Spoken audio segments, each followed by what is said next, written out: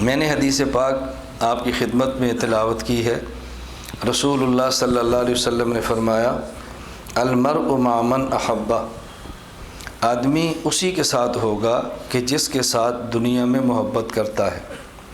قیامت کے دن اس کا حشر ان لوگوں کے ساتھ ہوگا جن کے ساتھ یہ دنیا میں محبت کرتا ہے، جن کے ساتھ یہ دنیا میں رہتا ہے۔ محبت کرتا ہے تو تبھی رہے گا، ویسے رہنے سے کیا بنتا ہے؟ اس کا حشر انہی کے ساتھ ہوگا۔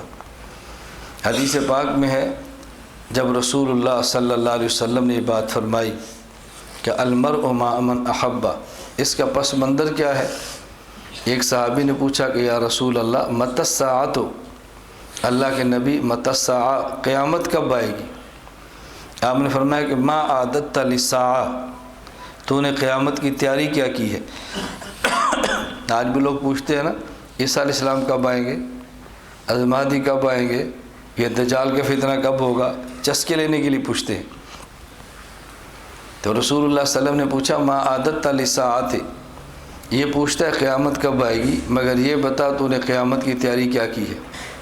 اس صحابی نے عجیب جواب دیا، انہوں نے کہا یا رسول اللہ ما اعددت للساعۃ الا انی احب اللہ ورسولہ، میرے پاس کوئی عمل تو نہیں ہے، بس اللہ کے رسول سے پیار کرتا ہوں۔ تو حضور نے فرمایا المرء مع من احبہ، آدمی اسی کے ساتھ ہوگا جس کے ساتھ محبت کرتا ہے۔ حضرت انس فرماتے ہیں کہ 23 سالہ دور نبوت میں اتنا مزہ نہیں آیا جتنا اس جملے کا مزہ ہے۔ جتنا اس کا مزہ ہے نا، ہمیں اتنا کبھی مزہ تو آتا تھا، لیکن اس جملے کا جو مزہ ہے ہم بتا نہیں سکتے۔ کیوں؟ اس لیے کہ ان کو یقین ہو گیا ہمیں دنیا میں سب سے زیادہ محبت حضور سے ہے، تو انشاءاللہ قیامت کے دن حضور کے ساتھ ہوں گے صلی اللہ علیہ وسلم۔ اور یہ آدمی کی تمنا، یہ بہت بڑی بات ہے، بہت بڑی بات ہے۔ اللہ رب العزت ہمیں بھی رسول اکرم صلی اللہ علیہ وسلم سے سچی اور خالص محبت عطا فرما دے۔ پھر نبی کریم صلی اللہ علیہ وسلم کی اپنی مرغوبات ہیں، آپ کی اپنی طبیعت میں بعض چیزیں بہت محبوب ہیں۔ بعض چیزیں انسان کو عقلاً محبوب ہوتی ہیں اور بعض طبعاً محبوب ہوتی ہیں، بعض چیزیں طبعاً محبوب ہوتی ہیں اور بعض عقلاً محبوب ہوتی ہیں۔ اب مثلاً اگر جون یا جولائی کا گرمی کا مہینہ ہو تو دوپہر کو انسان کو طبعی طور پہ کیا مرغوب ہے؟ شربت ہو، کولڈ ڈرنک ہو، آئس کریم ہو، ٹھنڈا مال کھائیں، یہ طبیعت ہے۔ لیکن روزہ اور یہ کھانا پینا مقابلے پر آ جائے تو طبیعت کہے گی کھا لو، عقل کہے گی نہیں روزہ رکھ لو۔ عقل روزے کو پسند کرے گی اور طبیعت یہ کھانے پینے کو پسند کرے گی۔ یہ طبعی محبت ہوتی ہے اور یہ عقلی محبت ہوتی ہے۔ عام طور پہ بندہ سمجھتا ہے کہ مجھے رسول اللہ صلی اللہ علیہ وسلم سے شاید محبت کم ہے۔ اس کا پتہ کب چلتا ہے؟ جب عقل اور طبیعت کا مقابلہ پڑ جائے نا، تو پھر سمجھ آتی ہے کہ محبت کس سے زیادہ ہے۔ خدا نخواستہ اگر والد بھی حضور کی شان میں بات کرے تو بیٹا اٹھ جاتا ہے، نا ابا سب کچھ سن سکتا ہوں، حضور کے بارے میں بات نہیں سن سکتا۔ اس وقت بندے کو احساس ہوتا ہے کہ اندر جو چھپی محبت سے اب کھل گئی ہے، اب اس کا تقاضے آئے تو محبت نے اپنا جوش دکھایا۔ نبی کریم صلی اللہ علیہ وسلم کو بھی بعض چیزیں طبعاً محبوب تھیں۔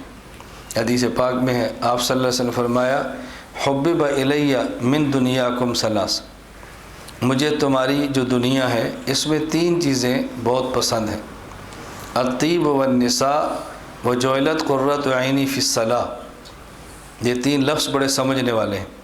فرمایا کہ مجھے تمہاری دنیا میں سے 3 چیزیں بڑی پسند ہیں، بلکہ الفاظ پہ غور کریں تو آپ نے یہ نہیں فرمایا کہ مجھے پسند ہے، فرمایا حببا، میرے دل میں ان 3 چیزوں کی محبت ڈال دی گئی ہے۔ نمبر 1 الطیب، مجھے خوشبو بہت پسند ہے، رسول اللہ صلی اللہ علیہ وسلم کو خوشبو۔ والنساء، فرمایا عورت بہت پسند ہے۔ وجعلت قرۃ عینی فی الصلاۃ، اور میری آنکھوں کی ٹھنڈک اللہ نے نماز میں رکھ دی۔ پہلی چیز کیا فرمایا؟ الطیب، مجھے خوشبو بہت پسند ہے۔ رسول اللہ صلی اللہ علیہ وسلم کو خوشبو کتنی پسند تھی کہ آپ کے مبارک وجود سے بھی خوشبو نکلتی، آپ کے مبارک پسینے سے بھی خوشبو نکلتی، اور جب آپ قضاء حاجت کے لیے تشریف لے جاتے تو آپ کی حاجت سے بھی خوشبو نکلتی، اس کے باوجود بھی آپ خوشبو کا استعمال فرماتے۔ صرف یہ کہنا کہ رسول اللہ صلی اللہ علیہ وسلم خوشبو لگاتے تھے یہ کافی نہیں ہے، خوشبو لگاتے تھے، اس کے باوجود پھر دیکھیں کہ کتنی پسند تھی۔ جسم مبارک سے بھی خوشبو نکلتی ہے، پسینہ ہے تو اس سے اور خوشبو نکلتی ہے، قضاء حاجت کے لیے جائیں تو اور خوشبو بڑھ جاتی ہے، اور پھر بھی آپ خوشبو استعمال فرماتے۔ اللہ کے لیے فرماتے ہیں مجھے خوشبو بہت پسند ہے، بہت پسند، رسول اللہ صلی اللہ علیہ وسلم کی محبت ہے، خوشبو بہت پسند ہے۔ دوسرا لفظ فرمایا النساء، مجھے عورت بہت پسند ہے۔ آج کے دور میں جب یہ جملہ کو ہر آدمی کے کان کھڑے ہوتے ہیں، اللہ کے نبی نے کیسی بات فرما دی صلی اللہ علیہ وسلم۔ اس کی وجہ ہم جنسیت، خواہشات اور سیکس کے گندے ماحول میں پلتے ہیں، گندے ماحول میں جوان ہوتے ہیں، اور ہمارا پورا معاشرہ چونکہ اخلاقیات کے اعتبار سے اتنا گرا پڑا ہے کہ یہ لفظ زبان نبوت سے نکلے تو پھر بھی جلدی سمجھ نہیں آتا۔ رسول اللہ صلی اللہ علیہ وسلم کے دل میں جو عورت کی محبت تھی اس کا معنی وہ نہیں ہے جو ہمیں ہوتی ہے۔ نبی پاک صلی اللہ علیہ وسلم النبی اولا بالمؤمنین من انفسهم ازواجہ امہاتہم، پیغمبر کی بیوی اگر امت کی ماں ہے تو پیغمبر پوری امت کے باپ ہیں۔ تو باپ کو بیٹی سے جو پیار ہوتا ہے نا، وہ ذہن میں رکھ لو تو پھر سمجھ آئے کہ پیغمبر کو عورت سے محبت کا مطلب کیا ہے۔ رسول اللہ صلی اللہ علیہ وسلم یہ کس دور میں فرما رہے ہیں، اس دور کو دیکھو تو پھر سمجھ آئے۔ یہ اس دور کی بات ہے کہ جب مشرک کے گھر میں بیٹی پیدا ہوتی تو زندہ دفن کر دیتے کہ لوگ آر درائیں گے، فلاں کی بیٹی ہے، یہ تانے دیں گے۔ اس دور میں حضور فرماتے ہیں مجھے بہت پیاری لگتی ہے، یہ مجھے بہت پیاری لگتی ہے، یہ مجھے بہت پیاری۔ اور کتنی پیاری؟ اللہ کے نبی نے فرمایا کہ جس کے ہاں بچی پیدا ہو، اس کی تربیت کرے، پھر اس کی شادی کرے تو جنت میں ایسے ہوگا میرے ساتھ جیسے یہ 2 انگلیاں اکٹھی ہیں۔ بتاؤ کتنا مقام دیا ہے۔ جب لوگ عورت کو نحوست کی علامت سمجھتے تھے، اس دور میں حضور نے فرمایا کہ جنت اس ماں کے قدموں میں ہے، اور یہ نہیں فرمایا کہ نیک ماں کے قدموں میں ہے، ماں کے قدموں میں ہے، وہ ماں نیک ہو یا ماں بد ہو، ماں کے قدموں میں ہے، اللہ کے نبی فرما رہے ہیں۔ اب رسول اللہ صلی اللہ علیہ وسلم نے کتنی بات سمجھائی ہے۔ جب یہ پس منظر ذہن میں رکھیں گے، شفقت والی محبت، تو پھر آپ کو یہ وہم نہیں ہوگا کہ اللہ کے نبی کیوں فرماتے ہیں مجھے عورت بہت پسند ہے۔ رسول اللہ صلی اللہ علیہ وسلم کی پسند کا معنی وہ نہیں جو ہمارے ہاں ہے۔